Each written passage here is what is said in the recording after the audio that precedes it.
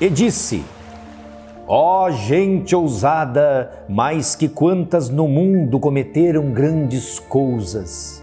Tu, que por guerras cruas, tais e tantas, e por trabalhos vãos nunca repousas, pois os vedados términos quebrantas, e navegar meus longos mares ousas, que eu tanto tempo a já que guardo e tenho, nunca arados de estranho ou próprio lenho.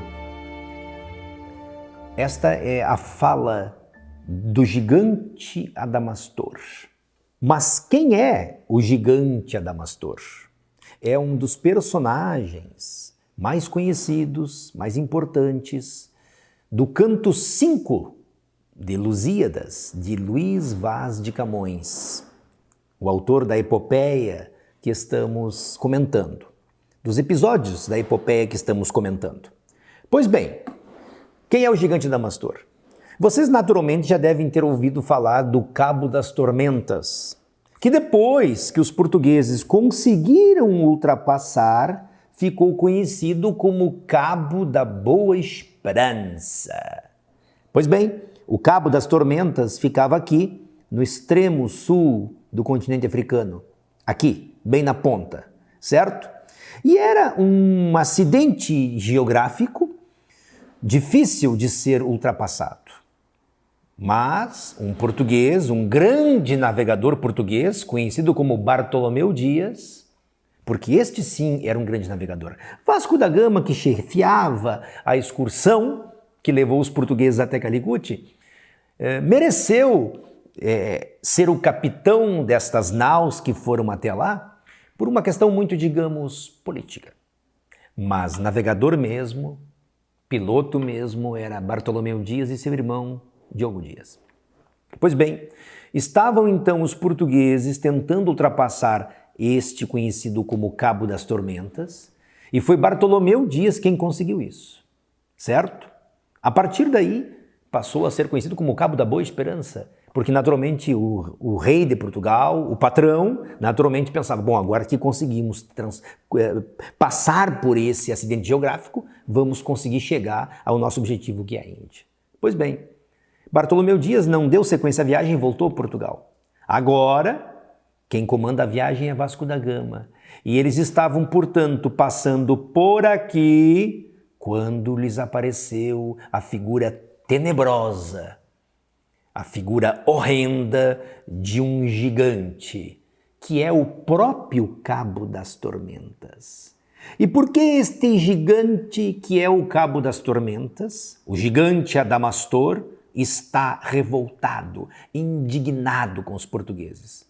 Porque ele odeia Bartolomeu Dias, porque foi Bartolomeu Dias que o descobriu, foi Bartolomeu Dias que o venceu.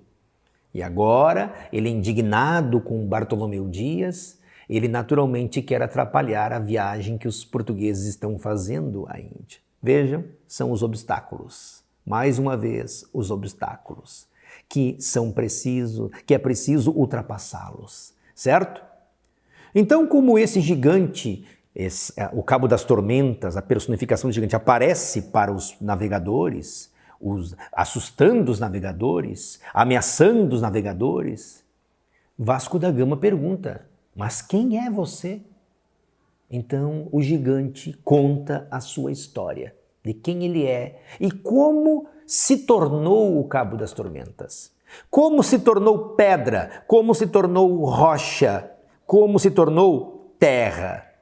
Os seus irmãos, outros gigantes, buscavam o céu, desafiavam o Olimpo e foram transformados em montes. E ele queria conquistar o mar.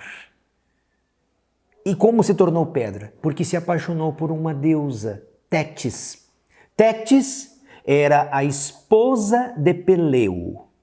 Tétis, esposa de Peleu, vai ser depois a mãe de Aquiles, o semideus.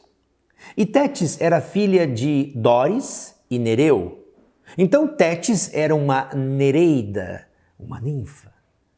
Pois bem, apaixonado por Tétis, que naturalmente não o queria, O gigante Adamastor acabou caindo numa armadilha armada pela deusa e sua mãe. Ela o atraiu, o gigante Adamastor, iludido que fosse ela, acabou abraçando o Cabo das Tormentas e se transformou nele, se transformou em pedra e se transformou em rocha e, portanto, está preso ali para todo sempre. Essa é a história triste do gigante Adamastor, que por conta da deusa Tétis acabou se transformando no Cabo das Tormentas. E agora pretende se vingar dos portugueses que o descobriram? Pretende se vingar dos portugueses que o ultrapassaram?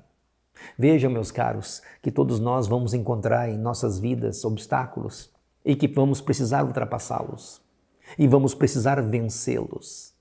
Todos passaremos pelo nosso Cabo das Tormentas, porque aí está, talvez, a nossa esperança. Não se preocupem em fazer anotações, porque tudo o que a gente disse sobre Lusíadas, sobre os 3 episódios, sobre o Conselho dos Deuses, sobre o Velho do Restelo, sobre o episódio do Gigante Adamastor, certo? Sobre isso que está no canto 1, canto 4 e canto 5, tudo isso está anotado no e-book que você recebe, que acompanha as nossas videoaulas. Também você terá informações sobre Camões, sobre a época em que Camões viveu, sobre a ficha técnica do poema, quantos cantos são, etc. Para que você possa, naturalmente, quando citar, estar bem amparado pelos dados biográficos e bibliográficos. No próximo encontro, nós vamos falar sobre Mar Português, de Fernando Pessoa.